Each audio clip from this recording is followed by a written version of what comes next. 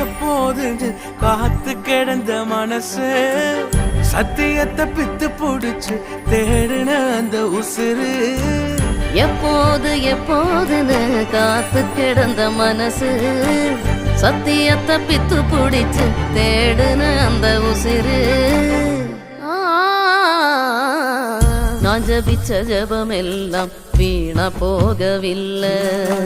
நான் விதைச்ச விதையெல்லாம் பரிசமாறவில்லை நான் ஜபிச்ச ஜபம் எல்லாம் வீணா போகவில்லை நான் விதைச்ச விதையெல்லாம் பரிசமாறவில்லை